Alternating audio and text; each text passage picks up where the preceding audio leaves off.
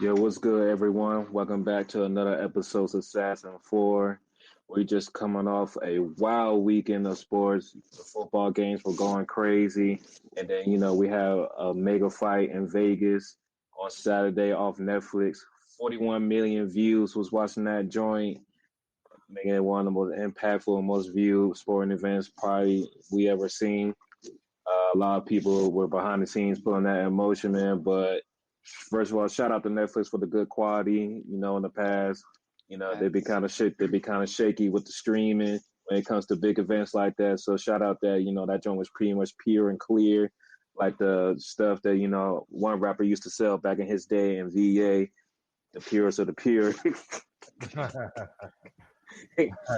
Mm, but But before we get things started, man, you kind of know most of the crew, but we gotta give first of all a big B-Day shout out to our boy 910 is BT, man. let's get it, baby. You know how I go. Appreciate y'all, man. No problem, man. But yeah, man, let's get into it, dog. Big fight this weekend, man. We had Crawford going against Canelo. Um, I mean, to me, it looked close. I mean, it looked like it should have been way more one-sided than the judges were scoring the card. Look, man, I just be watching the sport. I don't be getting too indefinite, but maybe BTT, y'all can explain it to our fans more how y'all thought about the fight. But yeah, man, what y'all saw in the fight, what y'all thought the scores cards could be, and what y'all kind of see going forward for both fighters after this fight. All right, so I started off because I know T gonna be, mad and up. So I'll go ahead and start off real quick. I definitely didn't see it as the judges saw it. You know what I'm saying? I thought Bud pretty much swept the fight.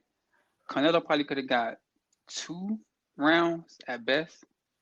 But what I said last episode, the skills pay the bills in boxing. Mm-hmm. And you saw a skill master at work that whole fight from the first round to the last round. Bud just put on a pure show. Like if you want to watch a boxing masterclass, watch that fight again. He Mm-hmm. controlled the range. His Hmm. jab was getting off. He was throwing the hooks, and his power surprised Canelo. Because once Mm-hmm. once he got smacked with that first hit, he was like, "Oh, he respected Oh his yeah. power," Yeah. and he wasn't really throwing them wild punches because he knew, but counter punches was gonna come back and smack him. You know what I'm saying? So I just thought it was a masterclass. I think Bud submitted himself as one of the greatest fighters of all time, not just in this era, of all time. You can't go from 135 to 168. Don't no fighters do that, bro. And like I told y'all in the chat, like I'm an Errol Spence fan, and when Bud beat Spence, it made me a fan of Bud. I was like, damn, this nigga is really dumb nice. You know what I'm saying? Like I knew he was nice before, but like watching that fight in depth, because Spence is my guy, I was like, yo, Bud is different, bro. Mm-hmm. So from this dude to go from 135 to 168 and be undisputed champion in not one, not two, but 3 weight divisions. Come on, bro. Like he even said it before. Like this is the Bud Crawford era, and this is his era. And you gotta respect that, bro. He pound for pound number one. Nobody's seeing him right now. Just respect him, bro. Like it's bad that fighters are still or people are still trying to be like, well, Canelo is past his prime. Bud is older than Canelo. Bud's finna turn 38. You know what I'm saying? So you can't use the age as a barrier to Bud smacking him around in the ring. You can't. Yeah, he's been a pro since he was 15. I get that. But the age difference, he's He older got in the than ring. Canelo. You know what I'm He saying? got. He got in the ring. And another thing, this is Canelo's weight class. He was the king of 168, hands Hmm. down. Yup. Bud came up to his weight class and did what he did. As far as what's next, I think Bud, if he fight again, he'll probably go back down to 160 and fight at 160 and try to get one of them fighters. Don't go to 174. Please don't do that. Like, don't do that. I don't think he's gonna do that anyway. But yeah, I think he go down to 160. Canelo, I don't know what's next for him, man. I don't know. He's still a really good fighter. You know, his legacy is already cemented. He's one of the greats in boxing as well. So respecting him for even taking that fight because he had everything to lose and really nothing to gain from beating Bud. Because they would have said, well, Bud was a smaller fighter, so they weren't gonna give him credit no way if he would have beat Bud. So respect him for even taking this fight. But I thought it was a masterclass performance by Bud and one of the goats, man. He top 4 of all time. So Disrespect that man. So he on the Mount Rushmore, PT? He That's on the what you're Mount saying? Rushmore. To me, he is. In my Okay. opinion, I don't know how everybody Okay. else see it, but to me, Okay. he's in the Mount Rushmore. To me, is Floyd, Bud, Muhammad Ali, and the fourth. That's what I'm saying. The fourth spot is kind of tricky. I put Sugar Ray in there, but Tyson, he got a case too. Yeah. But I like Sugar Ray. I like Sugar Ray. You know what I'm saying? And I like Pernell Whitaker too, but I like Sugar Ray in that fourth spot for me. Okay. What's your thoughts on the fight, T? I mean, fight went how I thought it was going to go. I had it 8-4. I mean, Canelo did some good things. It wasn't when you rewatch the fight and really look at some of the highlights. I give Canelo 4 rounds, but this fight was more for a casual. There's just stuff that you don't see that Bud was doing that you have to really just watch and break down and see exactly what he did. The first thing with boxing is footwork. Bud had what you call outside foot dominance. And what that is with your lead foot, you always want your lead foot to be on the outside. Why? You control the angles and also you can spin out of shit quicker versus when your foot was inside. Also, Bud did a very subtle thing at times. And Canelo did it too, but Bud was able to do it more often. He actually would step on Canelo's foot. Why is that important? Because Canelo couldn't move out of the way from some of the shots. So it's a little subtle thing in boxing. Footwork. There's like a lot of footwork stuff that goes on, a lot of jawing for positioning, right? And then Bud threw a lot of feint jabs. And I know it doesn't look like much, but also it kind of slowed down Canelo because Canelo doesn't jab as much as he used to, but he still throw a jab. But what Canelo wants to do is he goes to what you call a high guard, where you pretty much have your gloves up high and press forward. But the little feint jabs kind of created hesitation, also set up some other punches as well. I said Canelo's not much of a jabber like he used to, but he'll still throw some jabs every now and then. And because Bud was able to dominate the footwork, he's able to position himself where Canelo really couldn't attack. And when he did attack, he was able to get out of there pretty quickly. Also, one thing with a high guard, and David Benavidez and some other fighters do this as well. When you fight with a high guard, sometimes what fighters do is they will actually take a glove, pull the guard down, and then come with another punch to hit him. You see David Benavidez do it versus David Morrell earlier this year. And some other fighters. When you're in that constant high guard, you're always at risk of having somebody literally pull your glove down and then come with another shot. Bud's also one of the best counter punchers in boxing. We saw it versus Spence. Yeah. Anytime Canelo came with something, Bud does what you call catch and shoot, where he'll position himself to catch Canelo's punch with a glove and then come back immediately with another punch. Bud was able to stay in the pocket and throw with Canelo, which is probably – I'm not surprised, but to see him do it as effectively as he did, and he actually just out-thumped Canelo when they were staying face-to-face. A little bit surprising because that's what Canelo wanted to do. And you saw a Canelo that was frustrated because fighters like Bud gave Canelo trouble. Floyd gave him trouble. Lara gave Canelo trouble, even though Canelo won that fight. A lot of people think that Lara beat Canelo. Bivol gave him trouble and beat Canelo. So that type of style gives Canelo trouble. Plus, Bud's a southpaw. I mean, he can fight any stance, but he just went southpaw the whole fight, which gave Canelo trouble as well. He landed more shots. He actually landed more power shots. I mean, I knew that Bud fast. Canelo was frustrated. You could tell he was frustrated. You could tell that there's something he wanted to do that he wasn't able to do.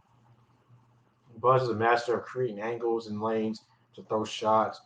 A couple of times Canelo thought Bud was coming high, hit him with body shots, and then when Canelo anticipated Bud would come back high, so he switched up his punches and his punching variety a lot. And like I said, the footwork, lead foot dominance, he was able to get on the outside.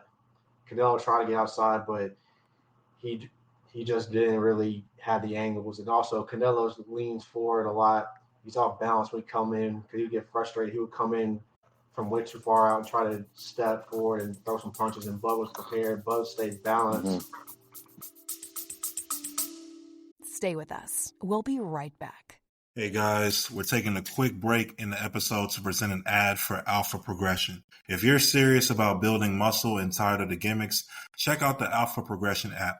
It's no BS, just science-backed training designed by real lifters and competitive bodybuilders. Alpha Progression has already been named the App of the Day by Apple twice, and it's the top-rated fitness app in Germany, now making waves worldwide. What sets this app apart? First, the intuitive workout logger. It's powerful enough for seasoned lifters, but simple enough for beginners to jump right in. Then there's the AI-powered plan generator. It customizes workouts from scratch based on your goals and equipment, with over 1,000 trillion input combinations. Quality-wise, this app has workout plans that measure up to the best personal trainers in the world. And it doesn't stop there. Their progression algorithm gives you exact weight and rep suggestions based on your performance, so you're always improving and never plateauing. And right now, we got a special deal for you guys. For you all as Assassin4 podcast listeners, get 20% off your first payment using this following link: alphaprogression.com/Savsin4. That's alphaprogression.com/Savsin4.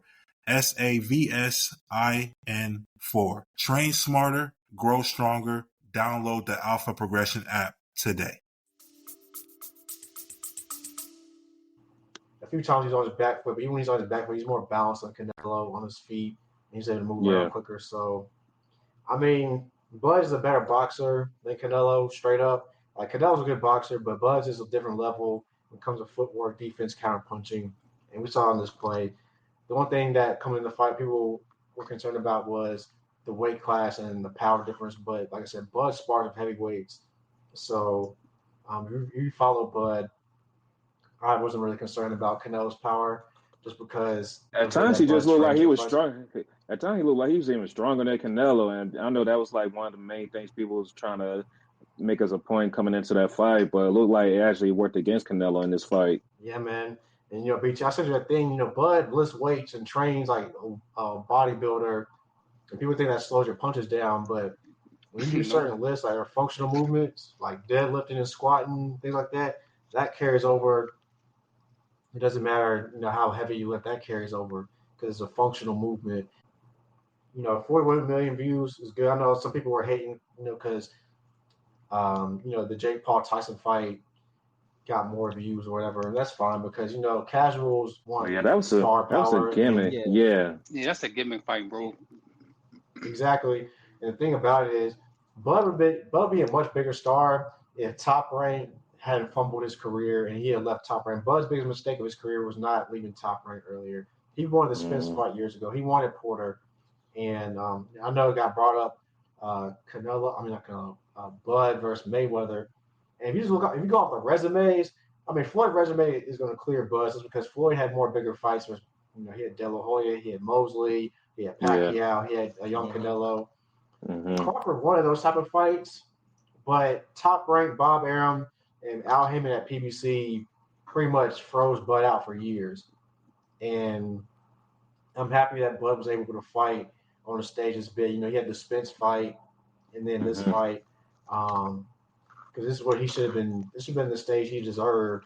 Yeah. Because his skills say that he deserved that stage, but boxing is more about promoting and star power, and like you said, creating casual fans, and also at times gimmicks.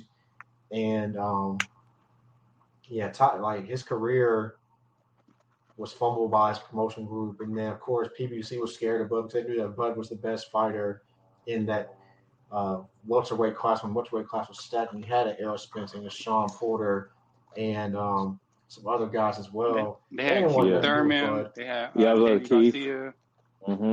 Yeah, that 147 was stacked back then. Yeah, they want nothing to do with Bud. But I think moving forward, now we got Turkey LSG pretty much making fights happen that we never thought money. The promoters have to fall in line a little bit more and make these fights. We're getting Teofimo Lopez versus Shakur Stevenson early next year. We got Benavidez fighting later this year. Devin Haney fighting Brian Norman later this year.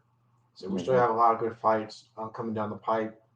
So I think boxing is in a good place with Turkey, with Netflix. The Zone is okay. I'm not really a big fan of the Zone, but it is what it is. But also, just like the overall presentation of the fight was good. The Netflix did a great job. Max Kellerman did a great job. Andre Ward, of course, did a great job. And the guy from USC that also was on the fight, God, I forgot his name. It's John something. He actually was transitioned seamlessly to a boxing broadcast. I was kind of worried how a UFC guy was going to handle this fight, but he actually did very well. So I think boxing, if they continue down this path, it'll be in a good place. And as far as Bud Crawford is going to do next, I mean, he could fight Virgil Ortiz at 160. I don't think he's going up anyway because 175 is just different because another thing I want to say real quick, I know this is off topic, but I know people talk about the Floyd Canelo fight, but people don't realize that Floyd put a rehydration clause on Canelo in that fight where Canelo could only rehydrate 13 pounds up, versus the weigh-in. Mm-hmm. Now, I think Floyd's going to win that fight, but did it make a difference in the fight? Absolutely. If you know anything about fighters, as soon as they finish at the weigh-in, they are rehydrating, they're eating, they're doing all stuff. They do the absolute crazy stuff to make weight. Yeah. When you put a rehydration clause, that kind of limits that day between the weigh-in and the actual fight. Because Bud was at 175 during the fight. He said during the fight he was actually at 175. So Canelo was probably closer to like 180. 80-ish. He's used to be, he's probably used to this weight. So yeah. See, I wasn't even going to bring that up. Rehydration clauses. Me neither. Hate them. But I mean, Crawford versus Floyd. Honestly, in my opinion, I think it's a toss-up. Like you said, if you go off resumes, of course, Floyd's resume is going to look better. But if you go off eye test, it is actually a 50-50 fight, in my opinion. Now, some people probably say Floyd. I know Royal would say Floyd, but I think Pretty Boy Floyd. I think Pretty Boy Floyd might handle him at 135, but 147 is a toss-up. That's just my opinion. Yeah, I agree. If he's like Money Mayweather and it's at 147, yeah, it's a toss-up. Pretty Boy Floyd, though, was different. He can get him out of there, I think. At 135. I love the different contrast of Floyd's career, but it's actually true. No, Pretty Boy was knocking him out, man. Like there was some, then. And then Money, he was more tactical with his shit. Like he was really like playing chess with it, but he was still able to knock some of them Bamas out. So yeah, he used to get back into Money. that actually would have been a cool fight to kind of see those two go at it in their primes, man. I think that would be a really spectacle fight, both tactical. But going back to gimmick fight, so we ain't no point. We ain't gonna watch that Tank shit, are we? We ain't watching that shit, are we? I just can't. That Tank and Paul fight, yeah. I can't, dog. Fuck that fight. It's a clear money grab for Tank. Yep. It's all it is. It's a money grab. It's going to do numbers because it's Tank and it's Jake Paul. Jake Paul has a big fan base on YouTube. And I give Jake Paul credit. He does a lot for women's boxing. The Serrano-Taylor fight did huge numbers, and he promotes women's boxing. So I give Jake Paul credit for that. And he uses his platform to promote the women boxers as well. And he's also like put some people on some big stages as well. But this is a gimmick fight, man. Like Tank is doing this for a payday, man. Like fight Haney, Shakur, anybody, bro. Like come on, man. So like, does this fight count at all, or this was like this an exhibition and shit, right? Or this. It don't count. I don't never think Tank gonna fight Shakur, bro. I don't think so either. Like right now, the way y'all talking about how Canelo is avoiding old boy, it's kind of the same with Tank and Shakur right now. And that's just what it looks like to me, because it shouldn't be this hard for real. Like obviously y'all two of the top like fighters in y'all generation, like y'all should be going at it for real. Like I don't know. Honestly, if we're gonna keep it a stack, he should have gave Lamont a rematch. Yeah. But you want to fight Jake Paul for a gimmick fight? Like, come on, Bo. What we doing here, man? It don't make no sense to me. It's just sad because, look, I feel like he's doing this because he got something going on. It's like that he needs a big money grab right now. That's just my opinion. That man stay behind bars rather than the ring. So it's crazy. That was the point, man. But I mean, I know you brought off some fights, T, but what do you think is like the best next big fight that's coming up before the end of this year? Off the top of my head, that Benavidez card at the end of the year is stacked November 25th. Like every fight's a championship fight. Got Devin Haney versus Brian Norman. That's going to be a good fight. Benavidez is fighting Anthony Yarde. Yarde is to be respected. Mason fighting for the lightweight. Abdullah Mason on that card. Yep. Yeah, there's some other. And then my dude Ben Rodriguez on that card too. 4 championship fights in one night. Oh, that's lit as fuck. Hell yeah. Give me 1 second. I'm about to pull the schedule right now. I can tell you what's coming up. I'm about to tune in to that. Boots Ennis is fighting. Boots Ennis is fighting on the 11th of October. That's at 154. Virgil Ortiz. Yep. Virgil Ortiz is fighting November 8th. He's a guy that's growing in popularity. A guy that Crawford could potentially face either I don't think Crawford's moved down to 154. I think they would happen at 160 if they were to pull that fight off. But right now, I would say the Benavidez card, November 25th, is definitely a night you want to tune into because there's so many championship fights on that card.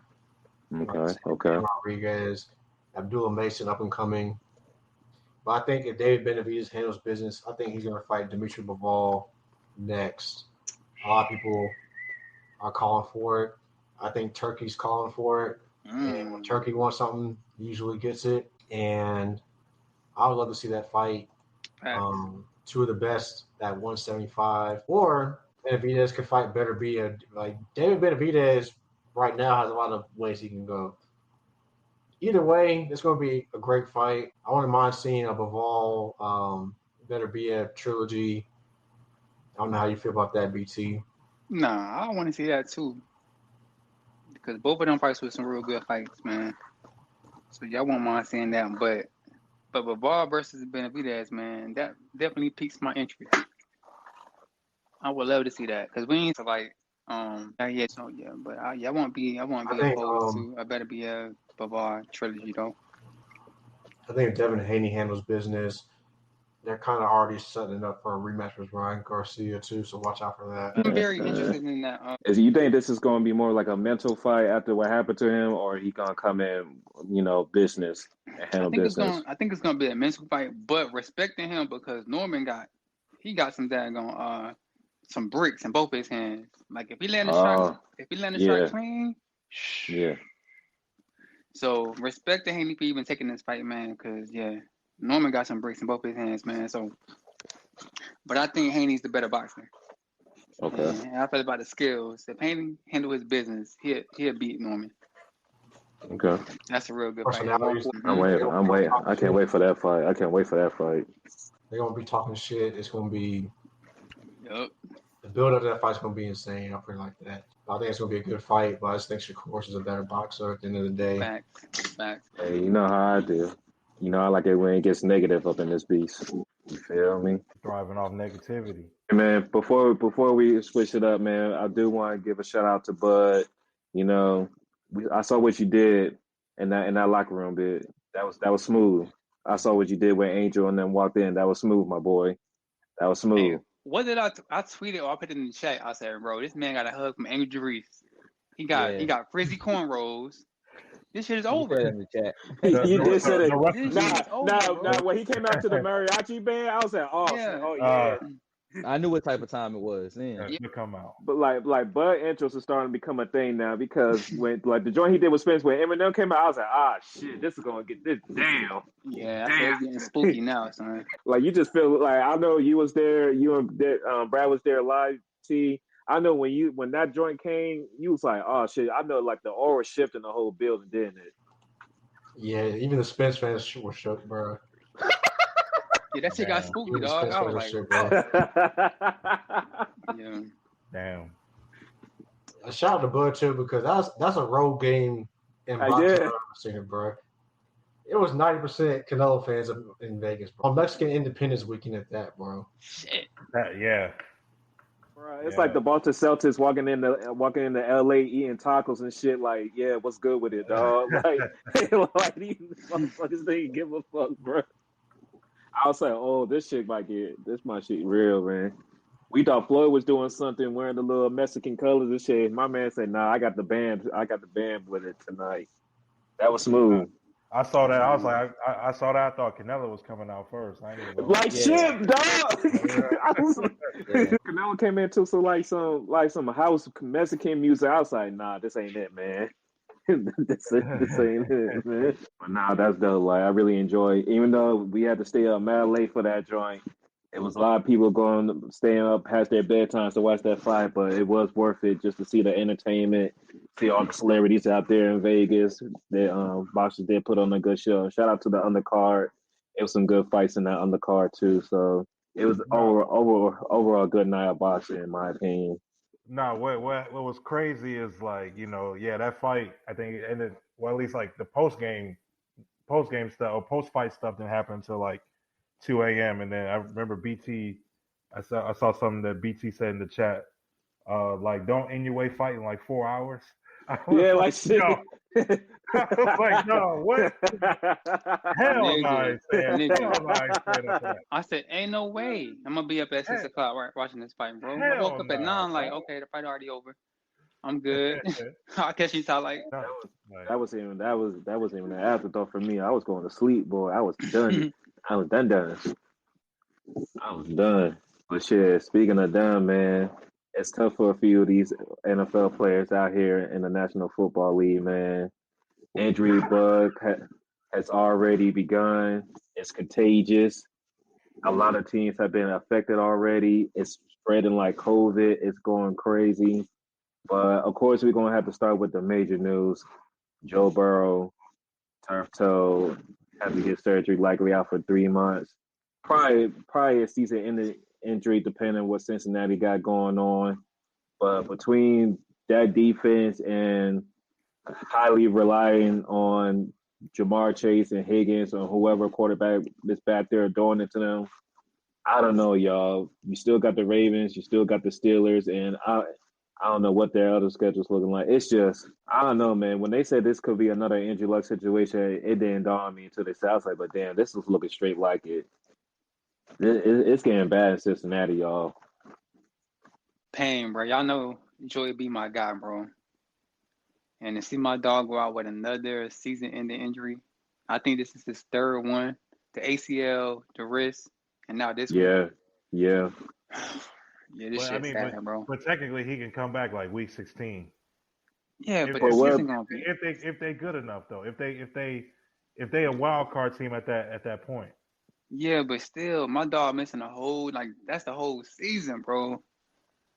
Like yeah, and to be honest, I get it. He's gonna be a warrior, but with that offensive line, my God.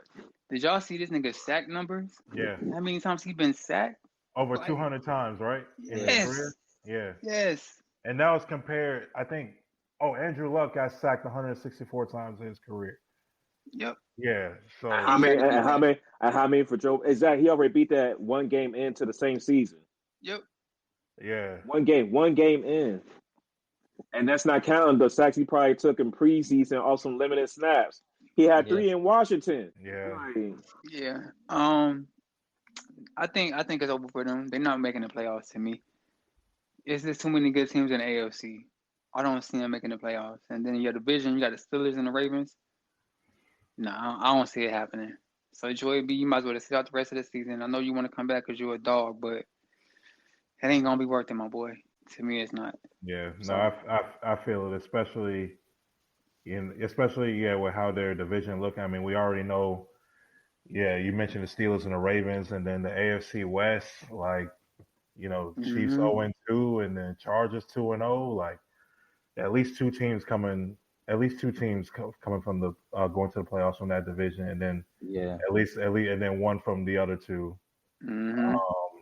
So, yeah, I mean, I don't know. I know, like their backup, Jake Browning, has put them in at least like a situation before that they were like kind of one game. I mean, they had a better defense though back then.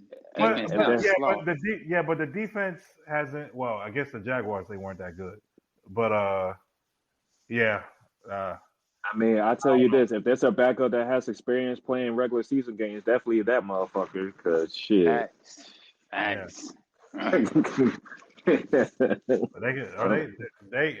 think they can trade for somebody? I don't think they trade for anyone because Not yet. he started games for them before, so I don't think they're gonna trade. But if they lose, Jameis is available. I'm about to say He's not available, but he's a third string. Jameis is a third stringer. I mean, Jameis is just talent wise, like he could be a starter. Like you gotta give Jameis a look. Yeah, Bengals problem is they like so cheap that they want to probably keep draft capital because they don't be trying to pay no fucking body. Yeah, but they probably gonna get Brown in the 3-game test and see where they at.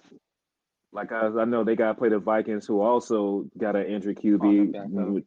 JJ McCarthy is gonna be missing about 2 to 4 weeks with a high ankle sprain. Carson Wentz is gonna be starting for the Minnesota Vikings. So yeah, honestly, it's a lot of LSU football players being affected with these injuries. BT, I ain't gonna lie, my boy dealing with a knee sprain. Justin Chase got QBs that are out, man. It's getting ugly. Rod Thomas just got Trevor Lawrence as a QB. That he can't do nothing about it. Oh man.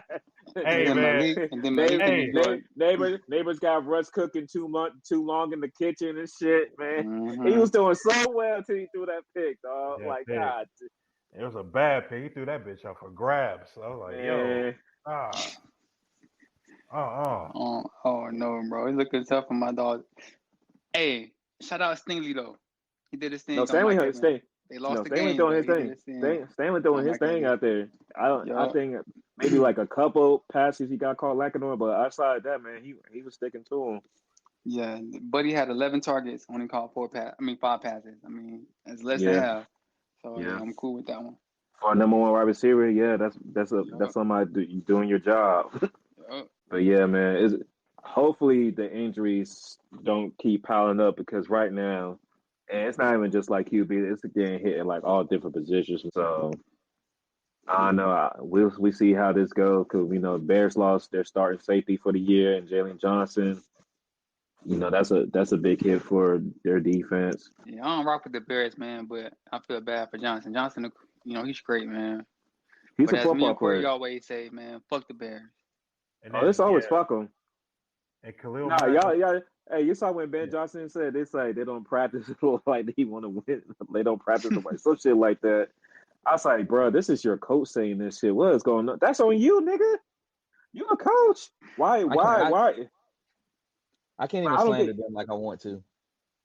It's sad. It's sad, bro. It's actually sad. I know where you're getting at. Oh. See, I was trying to avoid that shit today. Nah, but we gotta talk about it. Okay, go ahead, BT. It's your birthday. I'm gonna tell you why. I'm gonna tell you why, Jay. It's your show, dog. Let's talk about it. Because the last episode we did when Corey wasn't on, what did you say? Me and Corey are the polar opposite when it comes to these Panthers. He was the optimist. I'm the pessimistic one. But I'm also like, I'm a realist with it too. Corey keep me on track though. He keep me like level-headed sometimes when it comes to the Panthers. But what did I say? I said, bro, I gotta see it. I gotta see the games before I can get hyped. We seen these games. What that we saw for the 4th straight year, 0-2. Damn. 0-2 for the 4th straight year. And y'all want us to be happy with these niggas? Like, bro, I put a Facebook post up the other day. It's like when you go see a therapist, like, what's wrong with you? And there's a picture of the Panthers. That's why niggas go to the therapist, because of the fucking Panthers, bro. These niggas, man, like, I don't understand these dudes, bro. Like, it's every single year, different coaches, different quarterbacks, same results. T came on screen. T came on camera. Oh, shit. No. You know what I'm saying? I'm gonna let T have his moment. Yeah, go ahead, T. I'll go after all y'all.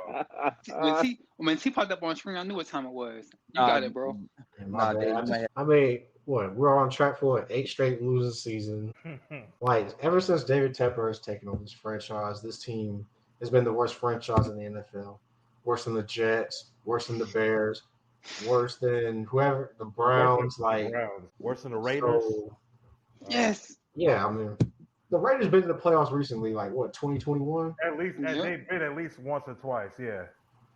Yeah. So what I see Bryce Young hasn't gotten better. I'm not saying he's regressed, but he hasn't gotten better. I see a coach who's been out-coached by a rookie head coach in the first game, and then a guy who just took over the Cardinals, I think, last year. Why did he start off games so poorly? Who was responsible for the protections? Because it's ridiculous that our pass protection was so bad at the beginning of the game. And it wasn't that great in the first game. It was Jacksonville either. These aren't great D lines. We don't think of Jacksonville as Arizona as having great defensive lines, great edge rushers. And we got absolutely mollywopped to start that game. It was ridiculous. The only reason why that game even became close was Kyler Murray threw a boneheaded interception, right?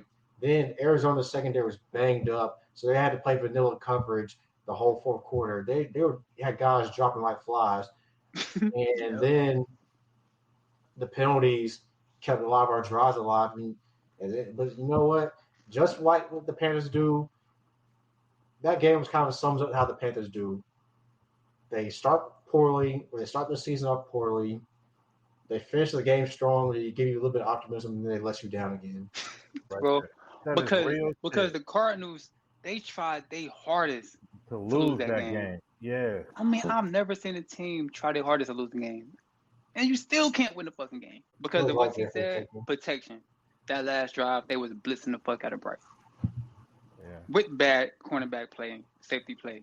Holding on every play. On the defensive holding, almost every play, bro. You know what pisses me off, bro? Xavier Gett has 8 yards in 2 games. On 15 targets. And Lad McConkey was picked 2 picks after Leggett, bro. It's not even Lad. Your boy was picked after him. Keon got picked.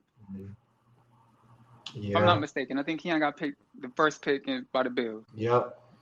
And Canal is talking about, well, maybe I could do something for him. Well, do something. You invested in a first round pick in this guy. Like, come on now. I'm starting to question Dave Canales as a coach. And also, he got a lot of credit for Baker Mayfield's first season in Tampa. But I don't want to give Dave Canales credit. You know, I give credit for Baker Mayfield was Sean McVay. That year that Baker Mayfield ended up with the Rams to end the season, he got to see what the winning franchise looked like. He got to see what a Super Bowl coach looked like. The Rams were fresh off a Super Bowl. They had a lot of injuries. Stafford got injured. So Baker got to play and also sit behind Matthew Stafford. But yeah, he had to be in the winning organization. Then he goes to Tampa, has a great year. But Dave Canales gets the credit. But really, Sean McVay should get the credit because he's the one that brought Baker in, brought him to a winning organization, showed him how a winning franchise is and a winning court is supposed to play. Tampa Bay won the division last year, right? 2 years. Where was Canales?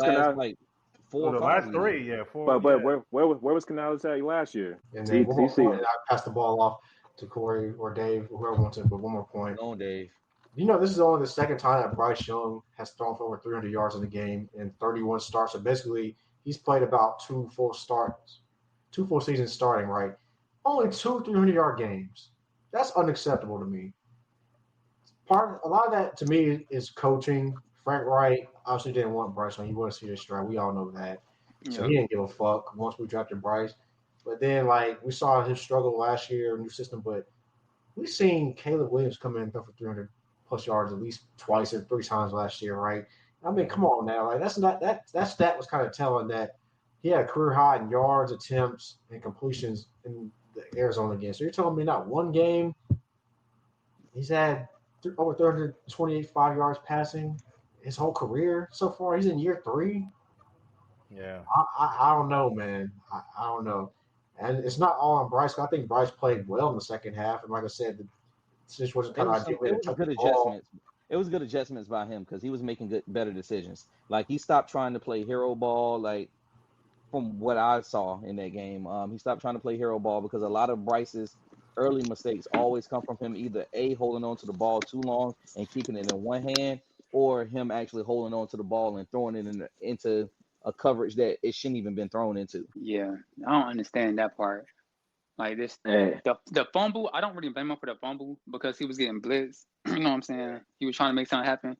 But the interception, I was like, bro, what the fuck are you looking at? Why did you throw the ball? Yeah. Like, throw that bitch away. Throw it at the ground. Like, what is you doing? Take the sack. Like, bro, what you doing? There's only one interception I don't blame him for. It was that tip. That was in Jacksonville. That's the only one I don't blame him for. Yeah, tip passes, you can't do anything about that. That's just luck. Luck of the draw right there. Hey, I got a question, and anybody can answer. So, of course, after start 0-2 again, as you see, we got Steve Smith in the media now.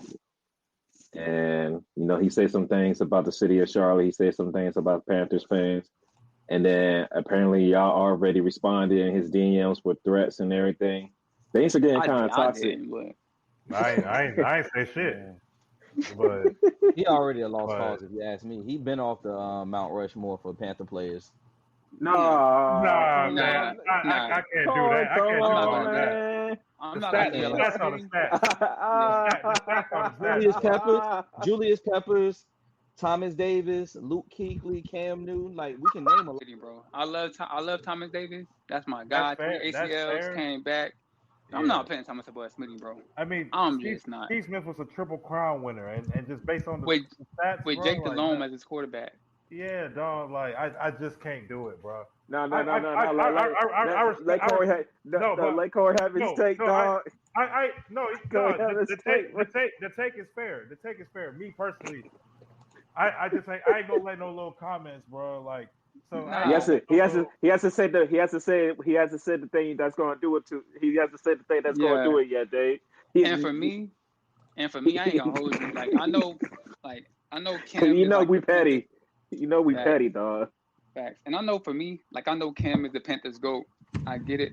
But me growing up, like, I grew up watching Smitty, bro. Like, I played football when Smitty was playing football. And I'm, like, Smitty's height. So seeing somebody that's my height playing football.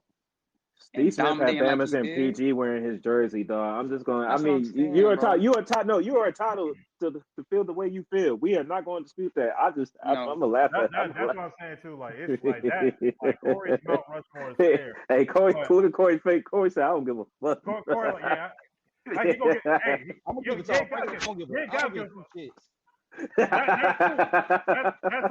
But you gonna respect his pimping though. You gonna respect his pimping. So, you are, man. At the end of the day, what we always say, Dre, we gonna get these agendas off. That's cool. I respect it, but Thomas is not better than Smitty, bro. In no shape, form, or fashion, bro. Let the negativity thrive. Let the negativity thrive, BT. I'm just saying for me, because like Steve Smith came in 2001, right? That's when he got drafted. That's around like maybe like 2 years before that is like when I really started watching football and actually like, okay, like, yeah, I'm a Panthers fan. And then like throughout his whole career before Cam Newton, like Steve Smith was like the star player for the Panthers, bro. Like, so that BT, I don't know if you watch Star Wars or not, but Corey's just going through his little Anakin journey right now, man. He about to turn over. And it's all good. It's all good. He's at that crossroad. He had to make a choice. I think I know which choice he's making right now. It's all good, because I'll give y'all a great example. There was one day y'all talk about how fucking CMG has all these great artists, and I gotta be over here like, yeah, they got a point. They got a point, but I don't like the nigga that's in charge, but they got a point. Yeah, and I'm gonna say one more thing, and I'm gonna leave it alone. We ain't gonna act like Cam ain't said no wild shit before. We ain't gonna act like Peppers ain't go to the fucking Bears. The only person on that list that's squeaky clean is Luke. You know what I'm saying? TD out here in daggone allegations right now, allegedly. You know what I'm saying? So we ain't gonna act like all the niggas is squeaky clean, bro. Guilty as fuck. You know what I'm saying? Thomas Davis owes a bar. I see the type of girls that work at 1058, bro. He guilty. No. I just said allegedly. I'm not bringing that up, but I will say this. So we not gonna like all these niggas are squeaky clean, bro. All these niggas got some fucking pass. We do got something in common with a specific coach that coaches on the Panthers currently, and that's the defensive coordinator. And I've noticed something. It's a trend with these particular coaches and players. Whenever they start acting crazy and they start acting wild, there's always one thing in common. And I think y'all know what it is. Why? My fucking gosh! Why?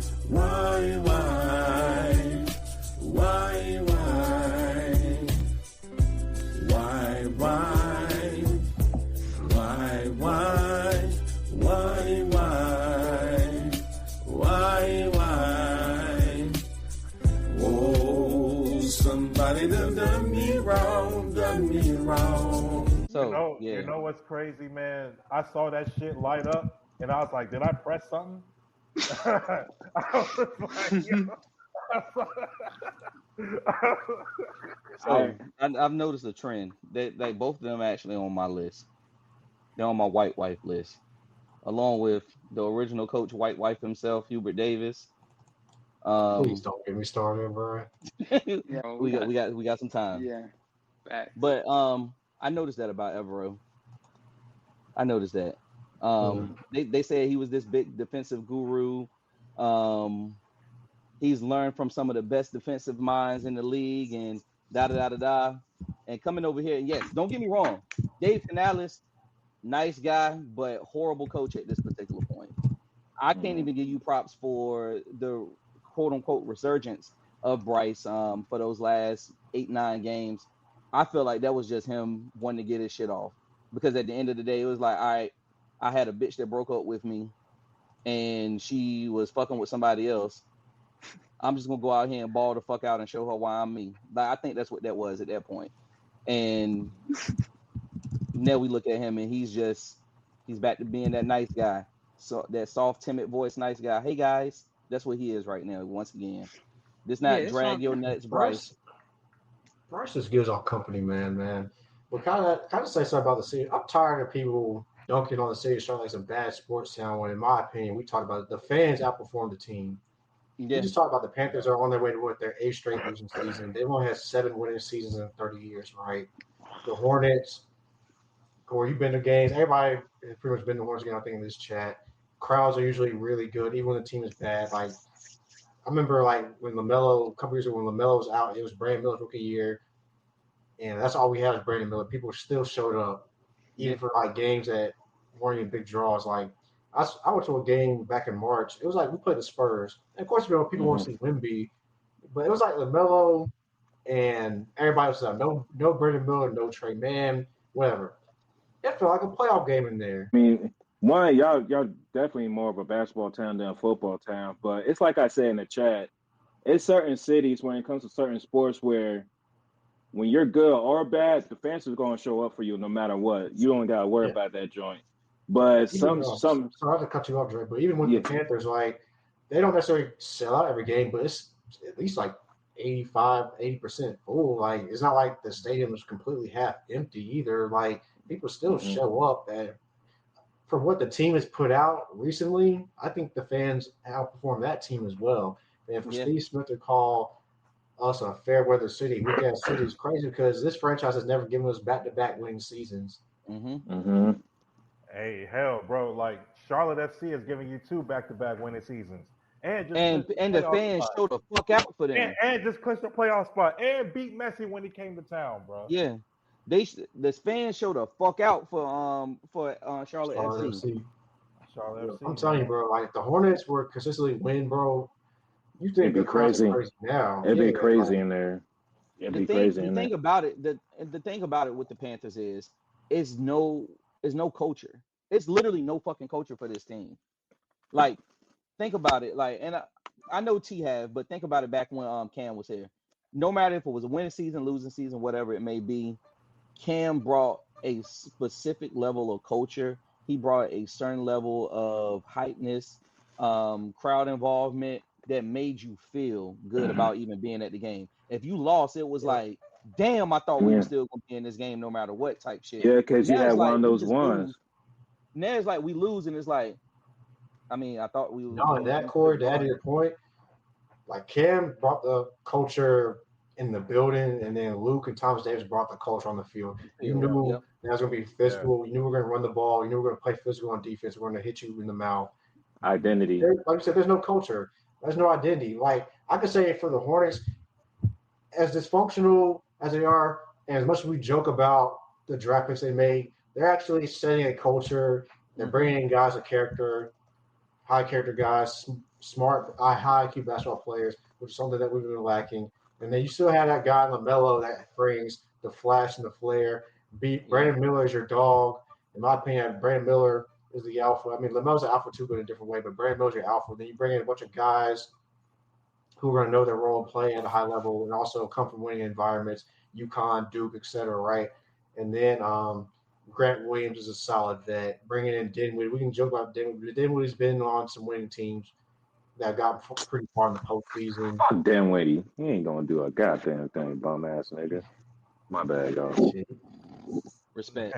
But I mean, you have guys that are coming in that have just been on winning teams, which is something that the Hornets need badly, right?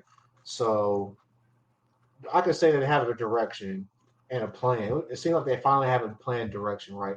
The Panthers have no plan. You draft Bryce, and what? Like T-Mac, of course, has worked out. But also, I don't think we really played to Bryce's skills. I mean, not skills, strengths the most. I don't think we played it. Legette's strengths the most. T-Mac is just a baller. But we don't even put guys in position to see. What's going to make it even worse is that we're down 2 offensive linemen, and our protections are so bad. We're down 2 offensive linemen, and the Atlanta defense actually played well to start the season. And they got 2 guys on their D-line they drafted. I think are going to be really good, in Pierce and Walker. Fuck Pierce. I was about to say that. Thank you. I got you. Like, all jokes aside, like, y'all know I love to talk shit about Atlanta, but they're putting shit together down there. Like, they are. I can't slander them. Like, honestly, we really are a basement team. Like, literally, we're down there with the Saints. We're gonna compete with the Saints for to be honest with you, overall. I could say the Saints look better than us. I mean, they haven't been blown out yet this year. They competed. Exactly. They compete. Yep. They've competed in their games. Yep. Yeah. Yep. Granted, the fact that Purdy was out, they still competed against a team that still has pieces, and they don't have shit. Yeah, nothing, man. They might as well trade out Kamara because they ain't going nowhere. Yeah. Yeah. So we're looking at another top 10 pick. You know what I'm saying? Oh, for sure. Might be top 5. Might be top 5. Because I refuse to believe, no matter when Jalen Coker comes back, I refuse to believe he's that much of the change. If he's that much of the change, y'all better lock him the fuck up and get him a lifelong contract. If he's that much of the change. No, I agree, man. But like you said, there's no culture, and it starts from the top, man. Tepper, he's been quiet, but I mean, at what point, you hire Dan Morgan, who's already in the front. Like, we got to bring somebody in from outside the Panthers and outside Tepper that just knows how to win and start. We might have to literally tear it down again and start over. Like, that's what it's looking like if this doesn't turn around soon, man, because I just don't see much hope moving forward the rest of the season, man. Like, I don't know how they're going to get better. Corbett, honestly, forgot that. Honestly, I really don't know if, and this, I guess, is the optimistic part in me. I don't know if it's Dan Morgan. I really don't know if it's because I really can't tell. A lot of this shit is on the field type stuff. Like, the only thing that at this point I can blame Dan Morgan for is the Xavier Legette pick. That's literally it. Yep. That's fair. And I don't really blame Dan Morgan either, bro. I really don't, because he's not bringing in bad players. It's just coaching, bro. Like, coach these niggas up. It's all coaching, bro. It's all because look, the second half of last season, what we saw, what are the main things that we saw? Even though a lot of those things didn't translate to wins, we got some wins off of those last 7-8 games. But you saw effort, you saw discipline, you saw competition, you saw energy. Yes. I don't see energy. The first 2 games. This is what we saw. We had an identity in those games as well, because we were attempting to establish the run. That's the issue. Here. We have 2,000-yard running backs in our backfield. Bingo. Mm-hmm. Why the fuck? And no disrespect whatsoever, and I understand the reason why Bryce was throwing over 40 passes. Why the fuck aren't we trying to establish that run better? Why the fuck aren't we running any misdirection plays? Why the hell was the whole first half of the first game we're running vanilla offense? That first game being there really pissed me off, because literally we would run the ball first down every 2nd and 2, 2nd and 1, right? Everybody knows that we're going to hand the ball off again. I'm like, this is play action downs. Like, come on, take a shot down the field. And then it'll be a negative run. So now we're in 3rd and 3, 3rd and 4. It's obvious passing down, and teams are going to tee off with the pass rush against us, man. Like, the play calling leaves a lot to be desired, man. Mm-hmm. So you're right. I'll give Dan Morgan a pass outside of Legette. It's really coaching. It's all coaching, man. It's all coaching, bro. It's 'Cause no philosophy. what it's a reflection. Like I feel like most of like what you see on the field, as far as like the discipline and just like how organized the team is a reflection of the coaching staff. And if the coaching staff can't get these guys prepared, that's the issue. Because I will say this also, a lot of the pieces that we do have, we've seen flashes of them. Like no matter who it is, like a JT Sanders, like it seems like he should be a pretty good tight end. Not pretty good, a pretty decent tight end, serviceable tight end. Same thing with a Tommy Tremble. Doing it when they can. Yeah. You don't depend on them, but they can get it done whenever it need be. Even that dude Tremaine was able to catch a few passes. Oh, that was a nasty fucking pass that he caught. Yeah, man. Like we got the talent, bro. Like we have some talent at least to be competitive. Because like we've said like 7 games, we competitive to be in a 5. We have the talent to at least be a 5-win team, a 6-win team, bro. Like at least to be competitive enough to be in these games. Again, if we only win 5 games this season, I'm standing on it. This is it was a horrible season because you only want to grow no matter what. What did we lose from last season? Being completely honest, what did we lose? I mean, Miles Sanders. That was it. We lost Miles Sanders, and we replaced Miles Sanders with a 1,000-yard running back. So overall, we should be a better offense than what we're showing. We're looking at rankings and everything. We're dead last. 31, 32, 30.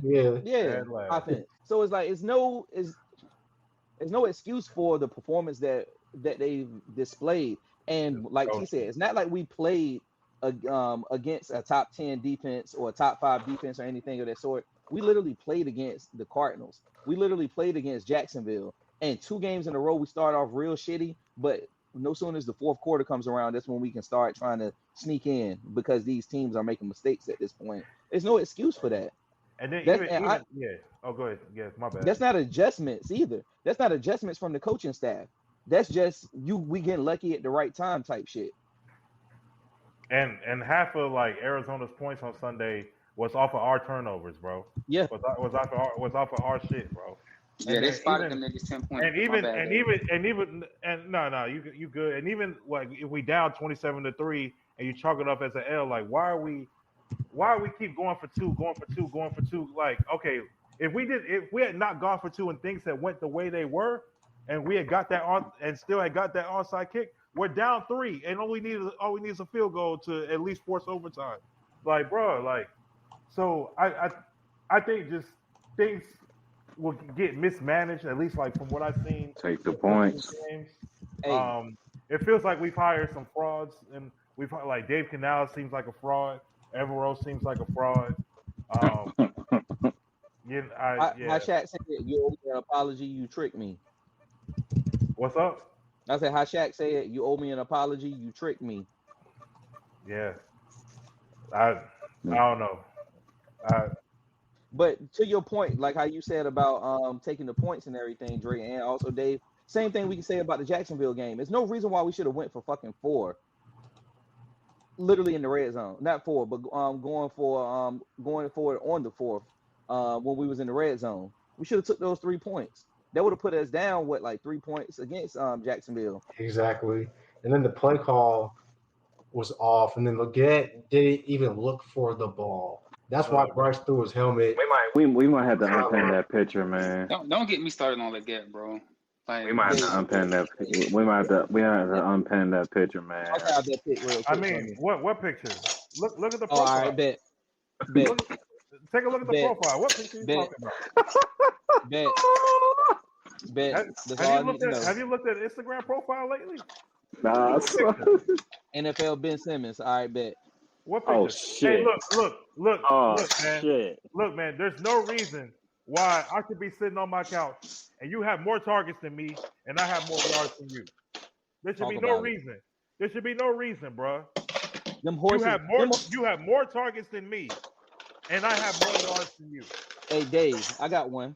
Them horses that he was watching at the Kentucky Derby got more yards than him. Damn. And there you have it. There you have it. And what did I tell y'all previously, bro? I told y'all, like, yeah, it's all fine and dandy until the season started and this nigga not producing. Him doing this little World Tour he was on. It was all fine and dandy. You know, the little accent or whatever until the season start. And the nigga not producing. And they get mad at us when we keeping it the stack. Like, no, man. Like, we know Leggett is a cool guy. We met the nigga. Cool Yeah. dude. You feel me? But, bro, you I'ma gotta keep it. I produce. gotta keep it tall. Nigga, if you have one catch for -2 yards, you are getting cooked on 8 targets. The tape don't look good. The tape don't look good at all. That's all I can say. But yeah, I know Dre, you got to go. Any thoughts on college football? Any thoughts on games? I know y'all got the Gators on Saturday. if we don't smack them niggas, I'm gonna be pissed. Nah, I ain't Of gonna course, Gators of course. defense is good, but y'all should beat them boys. That's what I'm saying. It's like, yeah, okay, rivalry game. I just want to go get the dub. Yeah, just go ahead and get the dub. You know, protect home field and all that. But we should really smack them niggas. But I am gonna respect their defense. They do got some players on the other side of the ball. So I get it. But I think, Tennessee fumbled versus Georgia, man. They fumbled that. they game bad. fumbled. Tennessee did some Tennessee shit. That Yeah, kicker, man. dog. I'll say one game I'm looking forward to, Auburn versus Oklahoma. We talked about a couple episodes before. I think Oklahoma has a good chance to possibly get to the SEC championship game, but they don't. They have a tough stretch, but they've been playing really well. And Auburn has looked pretty solid so far. What else is on deck this week? I mean, if we go back to back to the NFL team, we got a rematch of a divisional round playoff matchup between Eagles and the Rams.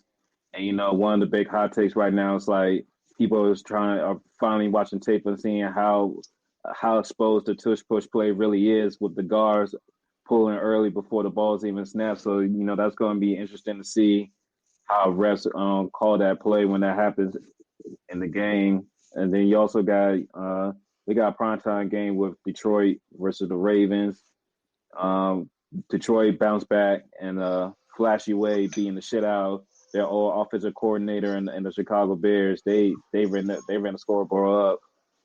But an interesting game, we have the 0-2 Chiefs versus the 0-2 Giants. Whew. I think there might be some magic somewhere in that game. I don't know why. I don't know. That might be the last game that Russell Wilson start for the Giants. Gonna be the one. On some real shit, man. If he like turns the ball over like he did against the Cowboys, I know he balled out, but that one crucial turnover cost him the game. So that's all it if takes. you don't ball out, if you don't ball out and get a W, I think it's gonna be Jackson Dart time. Man, Jackson Dart. Because what threw me off, like they just put him in there like randomly, like in the fourth quarter or something. And then, like, the next play, Russell Wilson throws a bomb for a touchdown. I thought it was Dart at first that threw it. But, yeah, I feel like Dayball itching to put Dart in there, bro. You know he is. Yeah, one rest fuck up. Yeah. I feel like Eagles might be on upset alert, and it's not me being a hater. I think Rams are going to come in that game trying to prove something. I think so. They know that. Honestly, they want their get back. They really I got the Rams winning. Yeah, bro. And Eagles, they won the first two games, but they've been having some like sloppy halves or some floppy like games. Like defense been doing the thing. Offense be hot and cold right now, and Rams defense is improving. And their offense starting to click. Jalen Hurts didn't even have 100 yards passing last. Yeah, 101. He did. Yeah, 101. Honestly, and we're going to hate to say this, the best looking team in the league has been the Bills. Yeah. Nah, I'm going to keep it a stack they have. And I'm not going to hate on them niggas no more, man. Like, I'm going to give him his props, bro. Like, Josh is really a beast, man. I ain't going to hold you. Yeah, they might the Daniels fire after this Thursday night game. I ain't going to hold y'all. Oh, yeah. No, that shit is going to implode on Thursday night. That shit is gonna implode. If they get work, that shit is gonna implode. The Dolphins. The Dolphins. Oh, if they get work, I got Buffalo by 14. Oh, for sure. Shit. I mean, that dumpster fire is gonna spill over, bro. It's gonna spill over. If they get work, They're gonna have to look for a quarterback, man, for real. I think the Tua experiment is over. They're gonna have to look for a coach. That Might, too. might have He to. out of here. Honestly, I'm Yeah. already going with the mindset he's gonna be out of here. He's gonna have to wear a lot of that shit that about Tua having these concussions. He's gonna have to wear a lot of that. They're gonna force him to wear that. It's crazy, bro, because he was a hot name like 2 years Yeah. ago. But that's all it takes, bro. What's the NFL? We say, Not what for have you long. done for me lately? And not for long. Like, Shit, man. You go from the hot commodity to be called nerd boy, or all this slander. To be honest, we've seen it. Crazy We've seen it with Bill. You seen with Cliff? Oh, I know You it. you see it with Cliff Berry, Cliff Kingsbury. Like it happens. Yeah. Like you come in, you the hot shot, and honestly, Ben Johnson might be in the same boat if he don't fix this Caleb Williams situation Hey, because He you got could 3 be that years. dude. You could be that dude, but now The only person to survive it was Sean McVay. That's the only person to survive it. To be the hot, Yeah. the hot guy. Matt Speaking LaFleur, of Matt McVay, bro, LaFleur too. I gotta give Stafford some credit, bro. Like that boy, man, them throws he been making these first 2 weeks, bro. Yeah, Starts, Like boy. that nigga arm talent is I'll give wicked, you- son. and he got a bad back. I would say I know Buffalo look good, but the Packers look really good Packers too. do look good, too. Packers look good. Packers Packers look look good. Hey, but y'all remember I said it before the trade. I was like, that's my NFC North pick. You I've called been it. saying that shit. I've been saying that called shit it. all off season. Honestly, that's my NFC pick right now, man. The Packers. Yeah. Honestly, Of the I got NFC. the Rams. I ain't gonna hold you. If Stafford can stay healthy. Now, yeah, But, no, I yeah. believe it. I believe it with him and Devontae and Puka. That's Keeping it with Stafford real quick, but that's the thing about it. Like he's always had that talent. He just wasn't racking up the wins. If we think about it, look at him in He got Yeah, facts. Detroit. Him and Megatron was putting Detroit. up numbers. Yeah, it's putting up Yeah, numbers. but the rest of the team was bad. Like the defense Exactly. is bad. Yup. Yeah, so No, but those are the 3 games I'm really looking into because I feel like those are good kind of measuring sticks. And honestly, the Chiefs, because Patty hasn't been playing bad in my opinion. It's just the Chiefs are just in a slump right now. It's like this.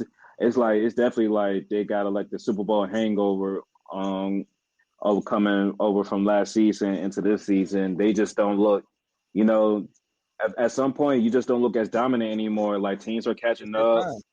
yeah. Yeah. They're not running the ball well. Like I think Mahomes has been the leading Best runner. Yeah. Both games. My man got the fade, and all of a sudden he acted like he finally remembered that he could actually run the football during the regular season. Yeah, hey, and then like they He's running away from home. dearly miss Rasheed Rice. They dearly miss him. And yeah. And everybody, make sure y'all go ahead and watch that Patrick Mahomes biopic that's coming out this weekend. Hell, make sure y'all go watch that joint. Support Marlon Wayans. One of the great Wayne brothers. You know what I'm saying? Jordan Peele on that joint. Yeah, like And speaking of Mahomes, this is birthday today too. We share the same birthday. Oh yeah, happy birthday to my homie, Virgo. Virgo. We not to toot our horns or anything like that. We got fuck it. All right, fuck it then. That shit. It's BT's birthday. It's his show. It's his show. We gotta toot the Kobe Bryant. Michael Jackson alone is already beyond one of my favorites, 2 of my favorites, Ludacris and Nas. Yeah, like bro, we fucking got it, bro. Like Murder Mace. We got it. Shout out to Dre. Shout out to Dre. I was about to say that shit. They share the same birthday. Yeah. Corey, your favorite point guard, Virgo too. Yeah, who that? James Rondo? Harden. Oh, Harden. Hold on. Yeah. I'm gonna get dumb hype, bro. He's like, Rondo or Virgo? Like, hold on. Rondo on that. No, after I was like Rondo, I was like, no, because it ain't Anthony Johnson. He's like, no. Man. But nah, man, I think we got another good weekend of football coming up. Definitely should see some interesting results coming from both college and the NFL. But before we end this joint, we do want to mention other news that just broke earlier today. College football is getting rid of the spring transfer portal. So we got to see how college teams are going to adjust to that because for some reason it just seems like they had like 3 transfer windows for college football. You had the Bama at least assume before the college bowl season starts, then after the bowl season starts, and then they get to a team, it's like, oh shit, I'm still second string. Let me go somewhere else for the season. So that spring portal season is over with. So we just gotta see how they're gonna adapt to the changes and see if they're gonna expand the portal for when the season's over and everything. So we keep y'all updated on that. But yeah, man, as always, thank you for rocking with us. Man, Dave, what we tell these folks, man? You already know what it is. Subscribe to the pod, dog. Make sure you like, share, subscribe. Thank you for watching and listening to us. If you're watching on YouTube, make sure you hit that like button, hit that subscribe button. We appreciate you for watching us for this episode. If you listen on Spotify, Apple Podcasts, Google Podcasts, iHeartRadio, whatever the case may be, make sure you follow us on there too. Make sure you follow us on social media platforms, Instagram, X, Facebook. We on there. Be on the lookout for content as we upload it and bring it to you. And yeah, man, football is well underway. WNBA playoffs just started this week. We got some game 3s coming up. Yeah. We'll see how that. Yeah, goes. I saw. Yeah. Yeah, I told y'all in the chat. I said, I think all these series gonna go the distance. So far, I'm 3 for 3. I'm a little shocked. At some of it. Like I thought Aces and Storm would be over, but nah, we'll see how that go. Fever. I definitely thought that'd be over. But you know, even though they don't got. They still got 2 very good players in Aaliyah Boston and Kelsey Mitchell. So I gave them 1 game at least. But yeah, man, we got some interesting stuff coming up. You know, baseball postseason's coming around the corner. Yeah, baseball September 30th. Remember, y'all, the sports equinox is coming. The sports equinox is coming. The sports equinox is coming. The sports equinox is coming. If you know, you know. If you know, you know. But let me say one thing before we close, though. Yeah, go ahead. All right. I know it's my birthday. I know it's my birthday. You know what I'm saying? But shout out to everybody who showed me love on my birthday. Shout out to my niggas, man. Dave, Dre, C-Note, T, Brad, all the niggas in the chat, bro. Shout out to y'all. My nigga Cool, Kev. Shout out to y'all, man. I appreciate y'all showing me love. One thing. Go ahead. Adam Silver, your time is coming. I ain't forget. Your time is coming. Preseason starts 2 weeks from Thursday, y'all. Your time is coming, Adam Silver. It's time to get banned. Oh Lord! Don't get beat by Roger Goodell this year. T about to release the most fiery EP, dog. Like I swear to you, dog. No wasted tracks, bro. It's gonna be a Clips album. No wasted tracks, dog. just straight burners. Yeah. Yeah. Hey, YouTube, we apologize in advance. We apologize in advance, bro. We apologize in advance. I don't apologize for shit. We don't own the rights to any of the music that we're gonna play. Just get that out the way early. All I know is Dre from PG speaks for himself, but he sometimes allies with his comrades on this podcast. I will not distinguish which statements that I ally myself with. You're just gonna have to figure yourself out. That's all I'm gonna say. You're just gonna figure it out. But yeah, one before another B-Day shout out to our boy Jordan. From Out the Trump podcast. It's his birthday too. Yeah, Bama passed their bedtime last night. That shit was funny as hell. Niggas was looking hurt and dusty on that jump, but we love the family. Love y'all. So that one shot, boy, everybody was hurt after that one shot. Yeah, it was a school night for me, bro. Shit, I'm trying to go to bed. I love y'all though. But on the real, man, appreciate y'all tuning in. Appreciate y'all watching us, man. Assassin 4, I got my boy D Esquire Day, and you got my boy C-Note. Of course, we got T, the biggest goddamn plug in Charlotte. He always in the know. He in these streets, man. He Shout knows out my what's nigga going on. T, man. That's the GOAT right there, son. That's the motherfucking GOAT right there, bro. My Spider-Man. nigga T. Shout out my nigga T, bro. Pointing at each other. Pointing at each other. Hey. Shout out my And nigga then, T, bro. and then of course we got D, the B-Day boy, 910's finest. My boy BT. Let's get it. You already know what it is. This your boy Dre from PG. We Sassing 4. We out.